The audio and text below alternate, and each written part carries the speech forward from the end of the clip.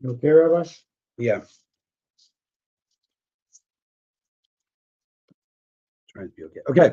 Chumash, Tuesday. That's on page 28. You shall make the robe of the ephod entirely of aquamarine wool.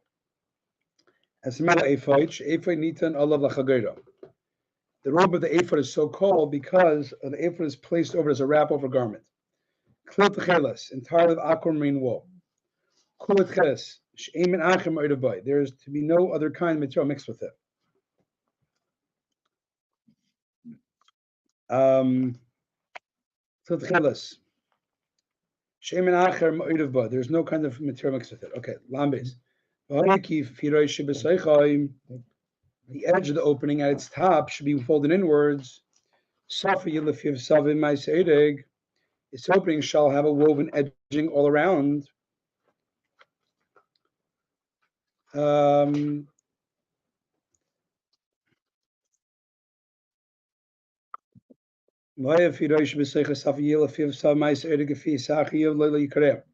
edge of the opening at its top should be folded inwards.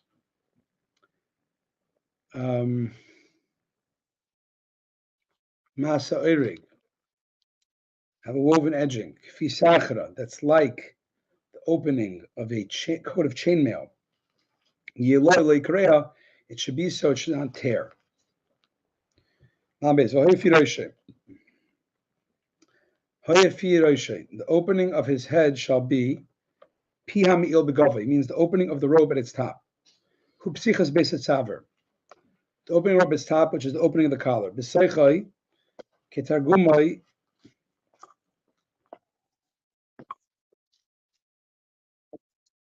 Its meaning, its uncle is translates as kafil legave, folded inwards. So that it's folded in part as acts as a hem for it. It was woven as such and not sewn inwards afterwards by needlework. The opening of coat of chainmail. We may infer the neck openings of their coats of chainmail were folded inwards. So it does not tear. So that he who tears it transgress a negative commandment. This is a prohibition included among the number of negative commandments written in the Torah. Similarly, that you shouldn't remove the cheshin, you should remove the other poles.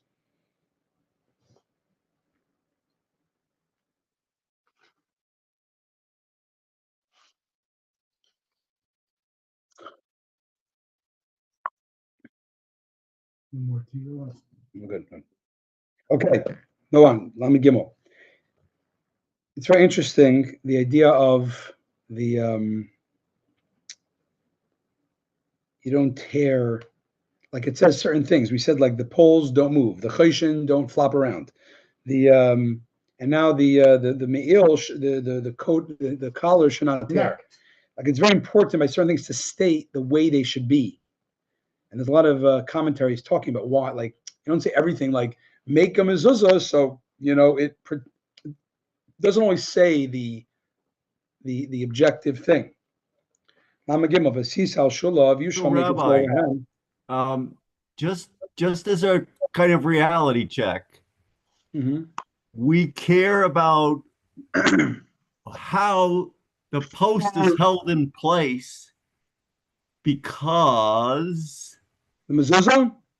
No, generally today we care about how the poles were held sturdy and properly aligned. We're not talking about that right now. We just mentioned that in referencing.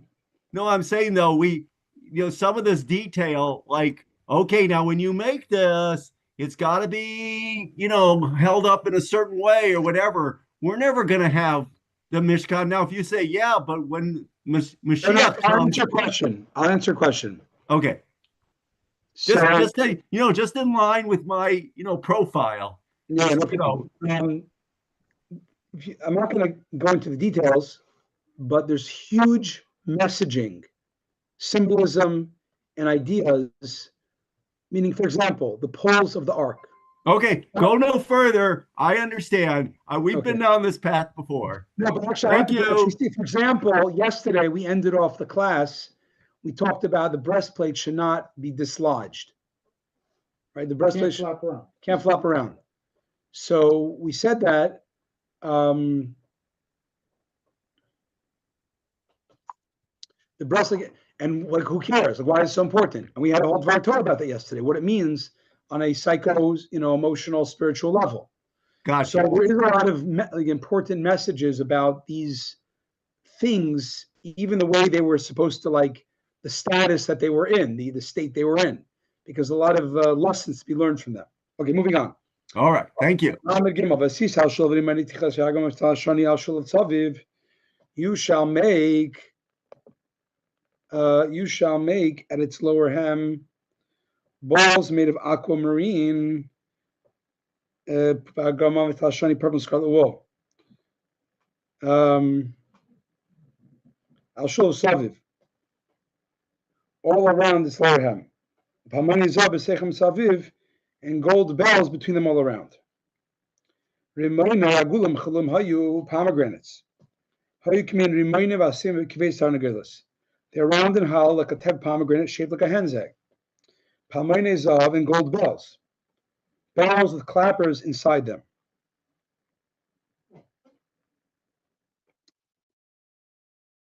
They were between them all around. So Rashi translated the way the pomegranates and bells worked, that there was between two little, golden pomegranates, there was a bell that was attached to the lower hem of the robe. Amid Gimel. You saying two bells and one. Yeah. Well, I mean, essentially one. Right, but yeah. It says a gold bell next to a ball, a rimon, a pomegranate, cloth pomegranate. A gold bell next to another ball. All around the lower hem of the robe. A gold bell and a ball. A gold bell and a ball next to it. It shall be worn by Aaron for serving, so that its sound will be heard when he enters the sanctuary. For Hashem, and when he leaves, and therefore he will not die. From the negative statements, even for the positive. If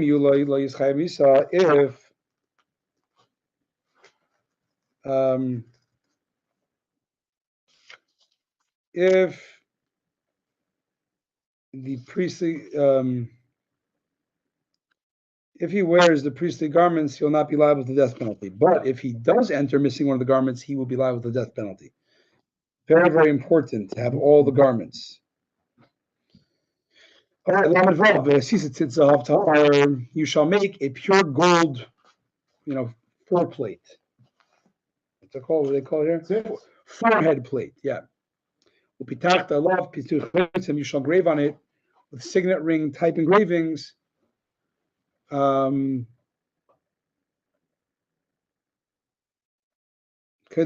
for Hashem. It was like a golden plate, 2 finger breadths wide, not very thick. And it would go on the forehead from ear to ear. Lamed Zion. Now this is a complicated Rashi a little bit. So follow the verse, and we'll see the Rashi. You shall place it, the plate, on a, right? You shall place it on a turquoise cord. And then it rest, it sounds like on the hat, mitznefes. The headband, the tzitz, shall lie to the front, the forehead plate shall lie to the front of the domed hat. So if you read the verse right now, what do you think it means? Like, you've seen the picture, but if you read the verse, you're seeing the cheat sheet after the pictures after Rashi. But if you see, it sounds like this forehead plate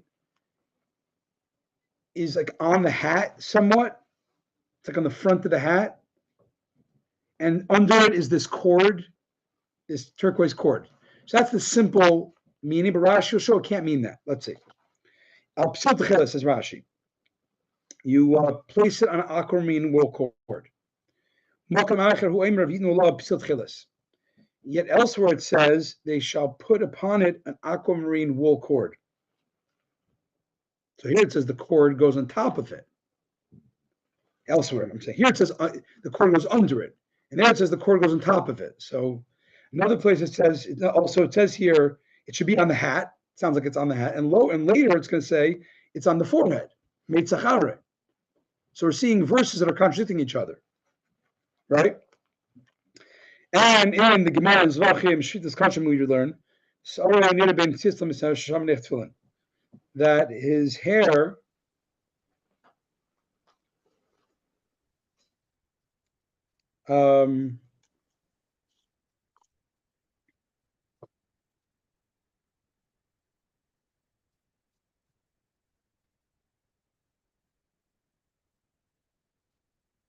we learn that the hair would appear between the tzitz and misnefes. There he placed his tefillin. We learned the mitznefes l'mayla. So also in Gemara it says that his hair was actually between the hat and the tzitz, which makes it more confusing because you said the tzitz, the forehead plate, is on the hat. So we learned that mitznefes was actually not even on the forehead. It was literally resting, like you see the picture there, Alan. Thank you. The picture does not. Well, I don't see where you can get the tefillin on the head itself. It would have to go on top of the mitznefet. Well, and that's not allowed. So we'd have to figure it out. Yeah. Well, this is a very reputable book, and I don't know. Well, I think. Well, I'll show you at the end. I don't think. The thing is, the face is a figurine, so we have to. We'll see in a minute. Okay. Okay. Okay. So. But it seems the hat lies in the crown of the head and not on the forehead. It's like it just rests on the head without going at no depth. Like a kippah, maybe. Like a kippah, like a chef's hat, but not like a chef's hat that's not going down too much, you know. And the tzitz was below this, kind of just resting on the crown hat, and the cords were threaded through the holes in the tzitz and hung from its two ends. Shisha b'shleishim mekamis halalu.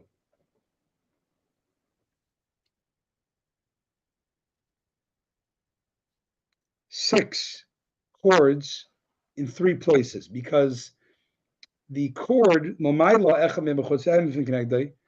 you basically 1 cord above, 1 cord below.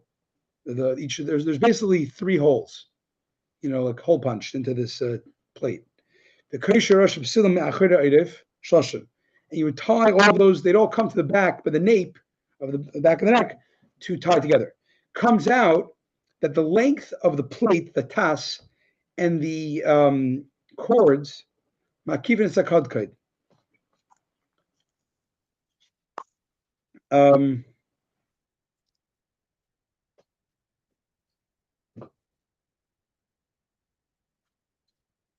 the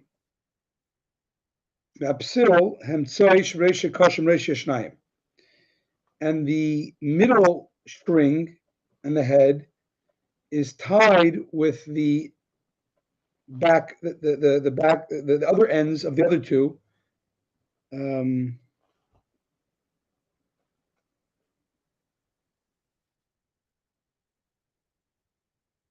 Passed over the width of the head above. So I guess that now it calls the width.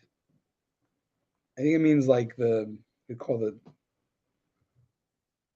the length, the straight. I don't know what. I don't call it width. I'm not sure how you measure a head. So it comes out. It's like a kind of a hat. This tzitz, this plate, together. It's kind of. That's why it says here that the middle cord, the blue cord, turquoise cord, was on the hat, because that cord, the plate was not on the cord, but the plate was not on the hat, but the cord of the plate was on the hat.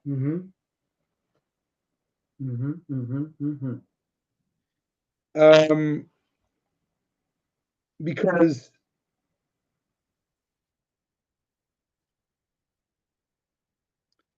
the headband on his head was such a way that it formed a kind of a hat. Interesting. I mean, the cords were like a hat on top of the hat on top of a hat. And the middle cord was holding it that it shouldn't fall down. And then what happens is that the plate is suspended by his forehead. And all the verses are now work out. You have a cord on it because it's a doubled over cord. So one side is the top of the plate, one's on below. Tzitz is also on the cord because it's doubled over. And also there's a cord going over the hat. But we have more to talk about it. Is there a picture of it? There's a picture, yeah. And here as well. Well, this one, I'm seeing if it gives it better. What page is the picture? Is it on in our Chayenu? Yes, in the Chayenu. What page? Mm-hmm. Yeah, it doesn't show. It doesn't. You don't see it so well. No, on the Kohen Gadol. But essentially, if you look on page 65, you see it a little bit. So first you understand how the tzitz was. There was these holes in it that you strung a cord through it.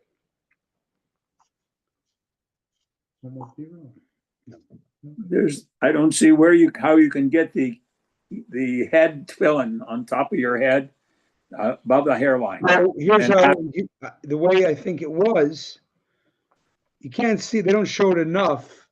It could be under the dome, possibly, but no. I think it was in that little bit of forehead, a little bit of skin between the plate and the hat. That's where it would be. In other words, what do you put tefillin on? You put it at the top of your skull.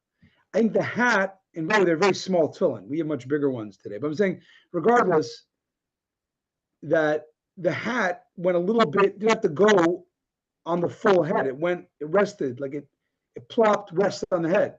But you didn't put it at where you put the tefillin on. That was left undone.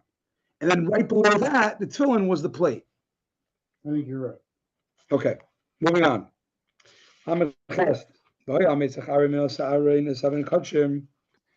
should be in Aaron's forehead. And Aaron shall bear the sin of the holy sacrifices that the children of Israel. Chumash, it should be in Aaron's forehead, and Aaron shall bear the sin of the holy sacrifices. And Israel, that the children of Israel sanctified to God, for that all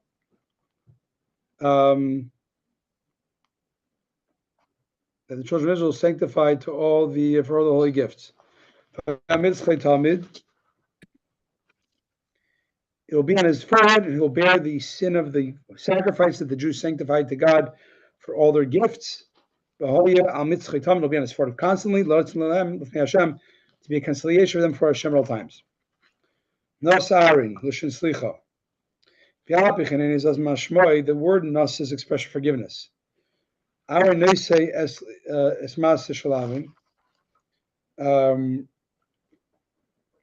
The word nasa is expression forgiveness. Nevertheless, does not lose its literal meaning. Aaron bears the burden of the sin, and thus the sin is removed from the holy sacrifices. The sin of holy sacrifices. To conciliate for the blood and the fat which were offered in a state of impurity. So if someone accidentally brought blood and fat on the altar of impurity, it's a sin. Yeah. Which sin? If it was pigul, when you offered some sacrifice with the wrong time intention. It says it says elsewhere it doesn't work. If it's about the sin of leaving over fat, meat of the sacrifice overnight, it says lo yechelship, will not be considered a sacrifice. And you can't say it's atoning for the sin of the priest who offers a sacrifice when he's impure, because that we know you get that's because here it says avoin hakodashim, the sin of the sacrifices, but not the sin of the sacrificer. If you're tamei and you're a kohen, it's your sin. It's on you. But so it can't be that. It says the sin of the sacrifice, the object.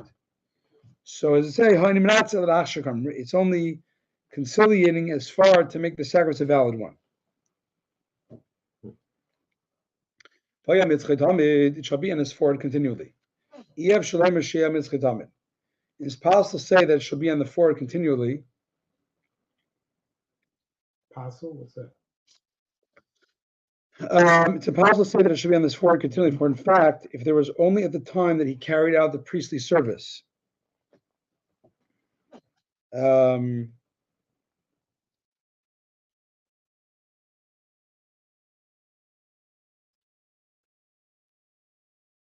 possible it was on this forehead continually. For in fact, there was only a time he carried the priestly service. Rather, it means there always acts of conciliation for them, even when it's not on his forehead.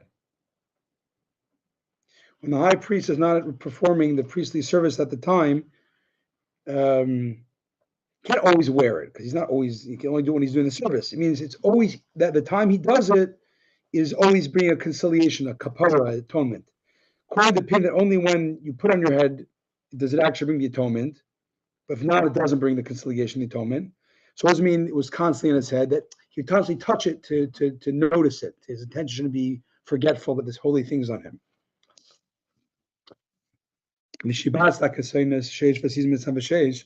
Shall weave the linen shirt with indentations. You shall weave the linen shirt with indentations, make a linen domed hat.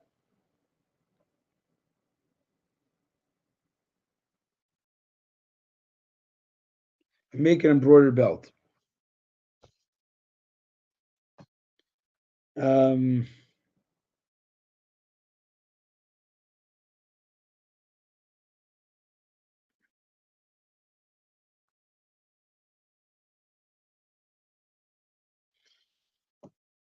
Make a linen domed hat and make an embroidered belt. That's Rashi. Mishibatz, that means you make indentations out of, it's all linen, but there's these like, I don't know, call like,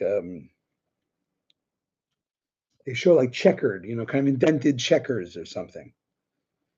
But Aaron Taskutenis for the sons of Aaron, the regular Kayanim, you make shirts, they to make belts, to make hats. Tasa make for them. For Aaron's splendors. They don't have 8, they have 4. You got hat, belt, shirt, belt, hat, and else was going to say one more. Rashi,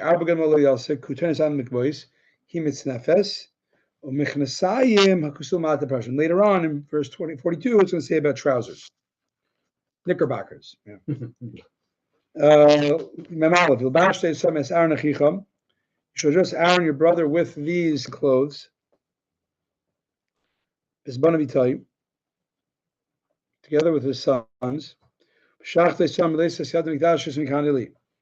And you shall anoint them and fill their hands, like initiate them. You will sanct them, and they will act as priests to me. Rashi, Gilbash's Mazari, shall dress Aaron. Those are mentioned regarding Aaron, the breastplate and the robe and the ephod, the indented shirt, the dome hat, the snefes, and the trousers. You dress Aaron. Those their clothes that was written by them. You anoint them, Aaron and his sons with oil, the anointing oil. You shall fill their hand literally. What Rashi tells us this interesting term. Every term of filling a hand means an inauguration. You should now be like holding. It's like filling the hand. You're like authorizing the hand to do it onward. In Old French, we'd call it. In French, we see that anytime someone is being appointed for an appointment for a job or a position, the ruler puts a glove in his hand, or a leather glove, shakarin gant, and thereby invests him with the position. That transmission is called revistir, which especially filling the hands. Mem beis make linen trousers for them to cover the naked skin. They shall reach from the waist to below the thighs. Rashi should make for Aaron and sons linen trousers. And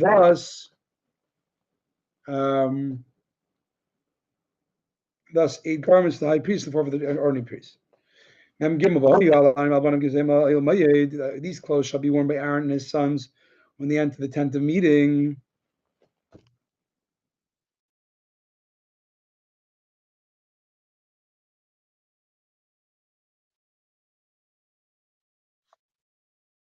These clothes shall be worn by Aaron and his sons when they enter the tent of meeting. Or when they draw near to the altar serving holiness. And they will not bear sin and die. And his everlasting statue for him and for his descendants after. Rabbi. Mem Gimel. Rabbi. Yeah. All Kohen Gadol's wore the big kahuna. Like 2 or 3 times. What? It sounded like that you read that it says all the Kohen Gadol's, all the cones were the big kahuna. All the garb. Let me back up. And his sons, when they went to the tent meeting, or they approached the altar to serve, they should not have sins and die. It should be a statue forever them. Each their clothes, not they're all wearing the same clothes. No, they should wear to Aaron these clothes to Aaron, those appropriate for him, and by his sons, those clothes for him, the same clothes. Aaron the 8, and the sons the 4. They shall enter the tent of meeting, the sanctuary of the temple, and also the dwelling. The mason, they will die if they don't wear them. If you miss garments, you die. It's a death penalty from heaven, not by the court, by the heaven. God, it's an everlasting statute for him. Every place it says everlasting is a gezerah, it's a decree immediately and for all generations, and it's compulsory. And that ends today's Chumash.